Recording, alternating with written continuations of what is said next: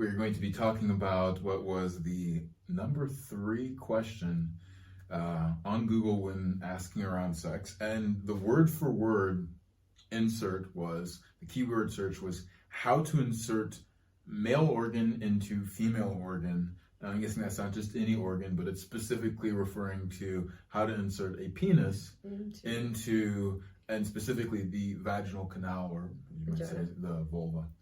No, I mean, it's the vagina. Yes, there's it is. Parts to the vulva. Well, technically, yeah, the vulva and vagina, even though now people popularly use vagina to mean vulva, which is the outside, but now also people refer to the vulva as the whole thing. But the truth is we don't actually have a word for both, which I think is an important part to make because, well, maybe this is the reason why people don't really know how to insert, because we don't even know how to look at things as a whole unit. Exactly. So we want to have a look at that. In the more explicit part of today, we're going to probably demonstrate some techniques that have been really useful. In our search to just say, okay, what's the information that's actually out there? What I realize is that there's still quite limited information. So I'm excited to provide more. But before we do that, let's actually just see what is out there. So in the number 1 search for help, what came up? It was an article on Vaginal Sex 101. Yep, so searching word for word, how to insert male organ into female organ, a BeBodyWise.com article came up. Vaginal Sex 101, step-by-step guide on how to insert penis into the vagina. And I found it very undescriptive, even though it covered a lot of good basis, but the actual description of actually penetrating, which is a word we're going to talk about in a second, was... Well, the tips that it gave on what to do, it said, first is ask for consent. Yes, and I like to pause here just because consent is essential. If I have found that if you rush into this penetrative act, you don't have consent, or the way that you teach it, the embodied yes, you're kind of stealing the beauty out of the experience because the body isn't ready. It's not actually going to feel great, and it probably won't even last that long in that case. And I think especially if this is the first time you've ever had sex, or maybe this is the first time you've ever had sex with that person, having the person be the receiver, I think there's no clearer consent than them actually holding onto the penis and guiding it in, or having the hands on the hips, one hand on the hip, one hand on the penis, and playing with the outside and actually them doing like the guiding in. We'll go more into that in the explicit part, but this is what like embodied consent can really be like, when the person's saying, I want you, not just verbally, but with their arms and their legs pulling you into them. And also their genitals, genitals being ready. So what else did they say? So consent? Well, yes, consent is one of them. The other one is protection. So better safe than sorry. So it's talking about using a condom. Doesn't exactly tell you on how to insert, but those are things to actually kind of what to do before insertion. These are basic sexual tips. Yeah, I mean, I think it would have been maybe a little more interesting if it had been, hey, if you're going to put the condom on, let's say you put it on the wrong side, don't use that same condom, you have to throw it away. It might be easier that you are already hard when you put the condom on, have a well-fitting condom, because these things can affect when like going in and insert. But this to me though still isn't really much of an instruction on insertion. 3 is foreplay, so that's all about getting the person excited beforehand, but let's say that is already understood that they're well enough excited, which I think is a whole conversation in themselves. Still, but how do you without any kind of arousal, sticking a penis in a vagina is usually not going to feel nice.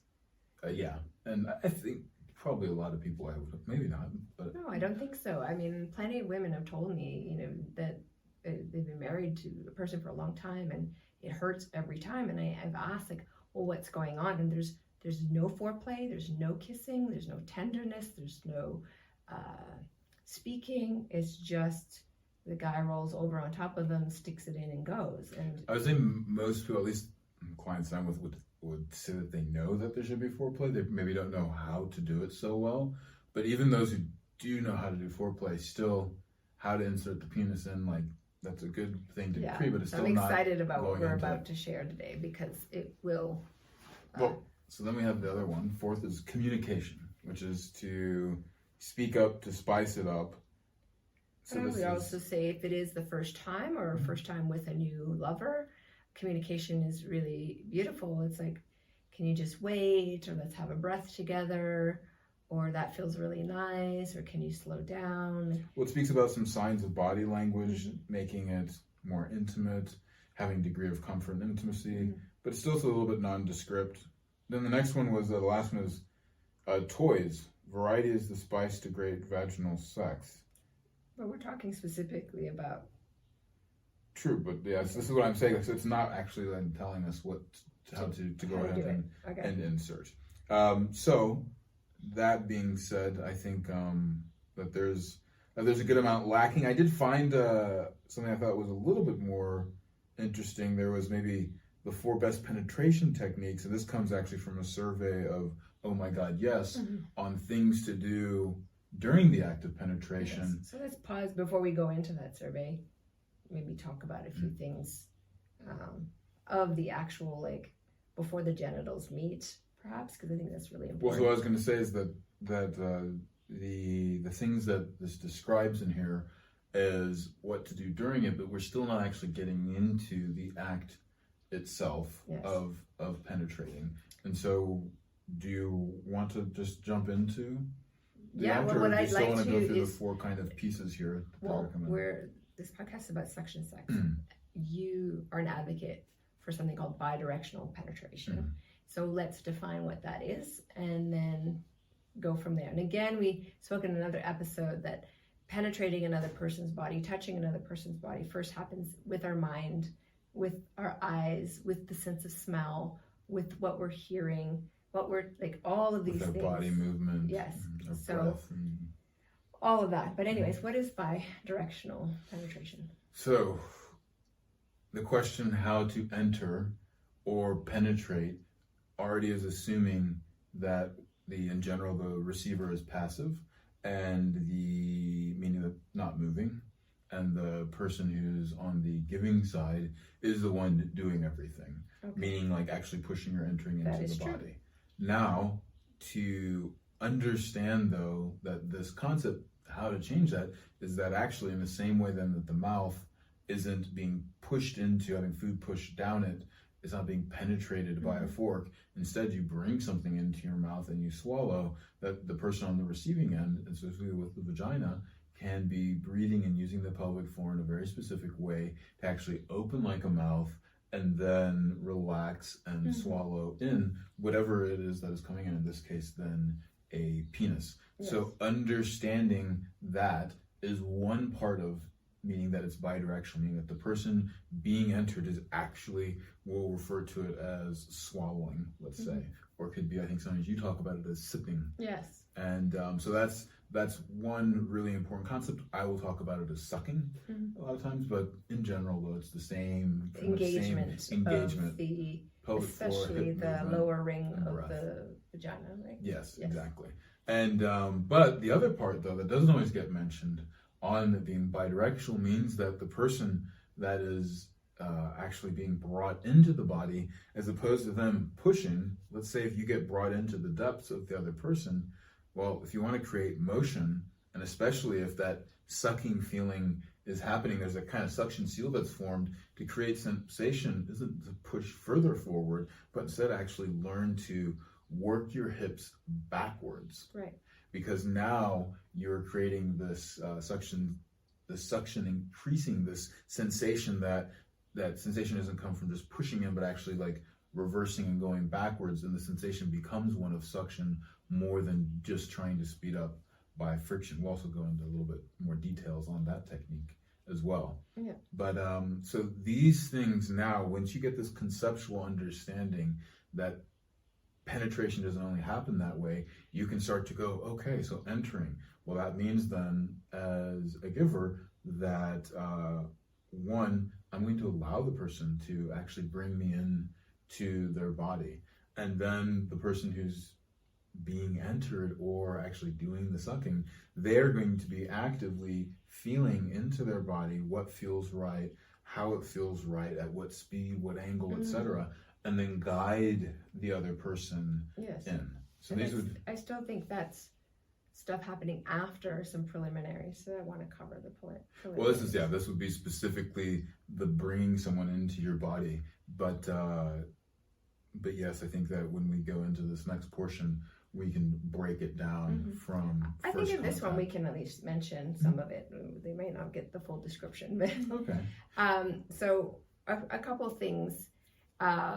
If you are wanting to be penetrated, you want to have that experience, you have a vagina, you want to have this experience, I think it's better to practice on your own first. I always say this as well for anal, or even for doing oral and taking something into your throat, that you first do it on your own, at your own pace, with possibly just a finger because it's small, just to get a sense and feel of your own body, what's happening and what are the limitations.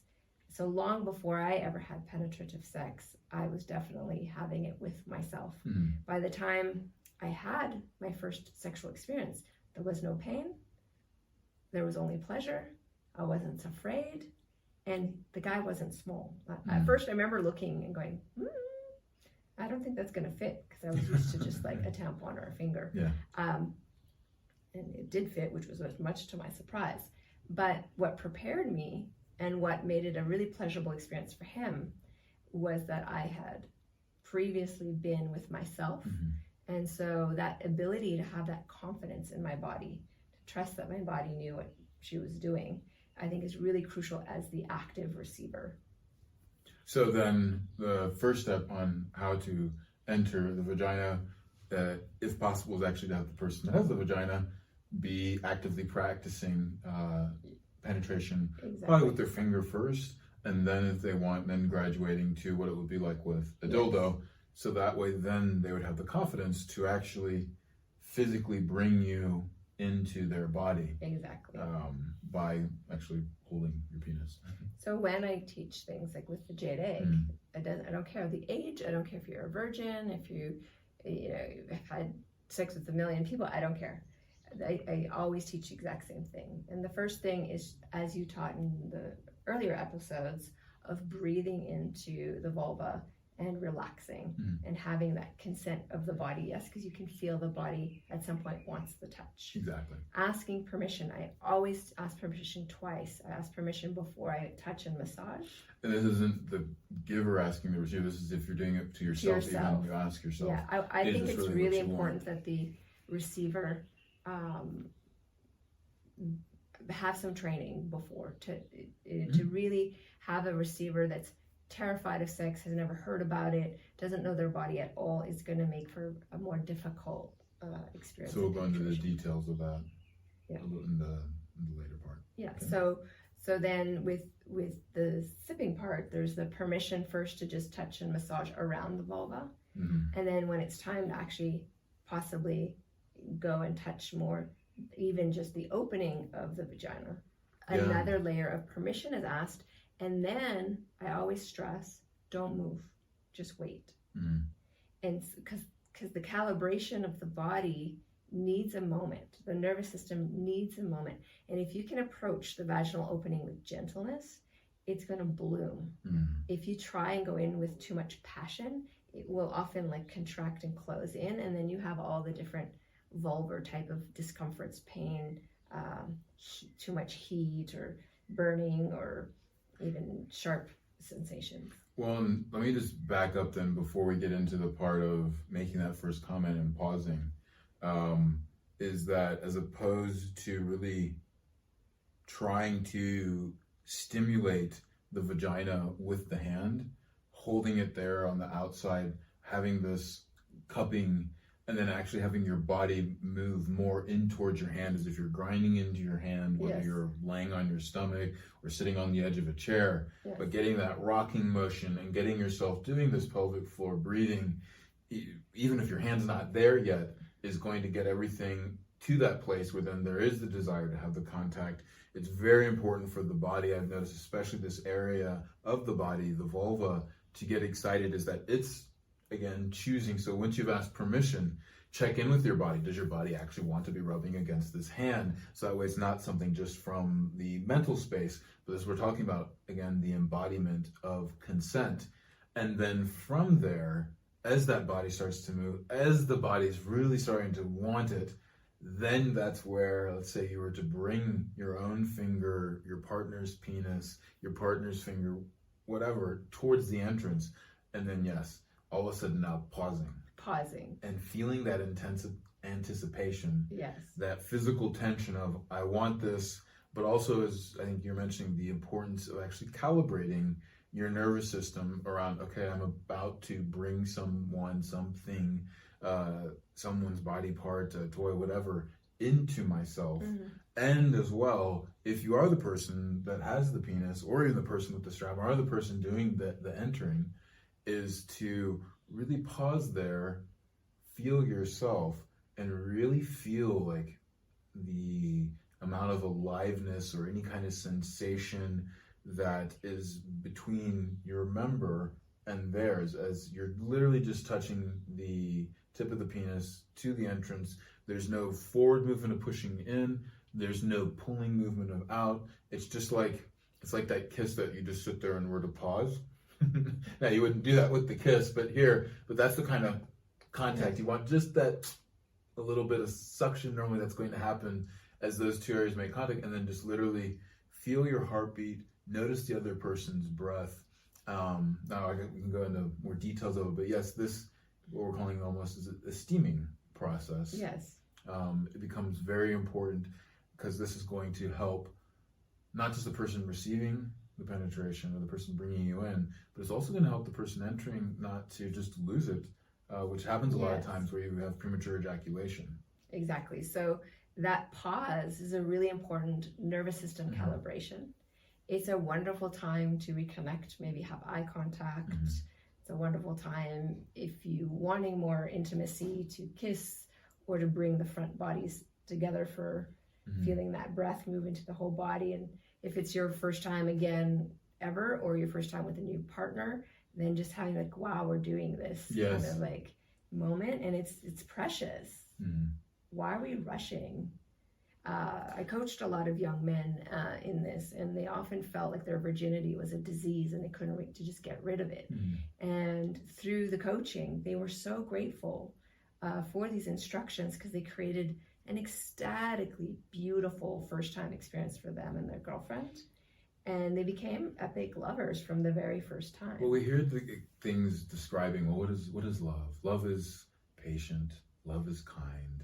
Love is forgiving. Love. So how does that actually get demonstrated in an act of love if all you do is you're not patient, you just enter really quickly, you're not kind because you're just thinking about your own pleasure or getting this disease off your back, and at the same time as well, how was it? Love is patient, love is kind, love is, what was the word I just said? I don't remember, sorry. Okay, anyways, but like how, or even like love is trusting, or like how does that happen then if you're not actually really being present and tuning into the moment with that person? We speak about the embodiment of love. So what does it mean to actually embody presence, trust, patience in that moment? And some of the things that you're talking about is exactly how, and we'll go into even more specifics of how does we actually embody presence and connection at such a crucial moment. Yes, and so I think it's a good time to switch over to the more explicit side of the conversation.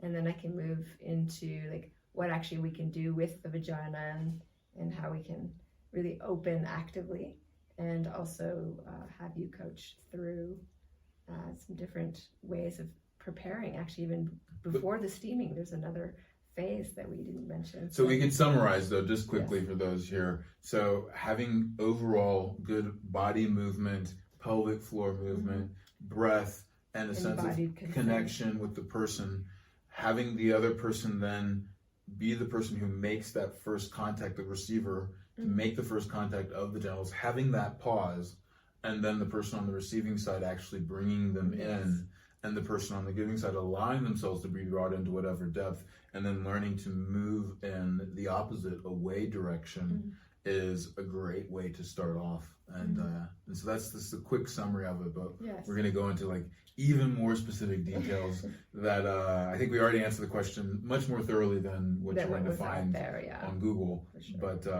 we'll get into this next portion here. Awesome. To join us for the complete and explicit version of the podcast, simply upgrade your membership and gain instant access.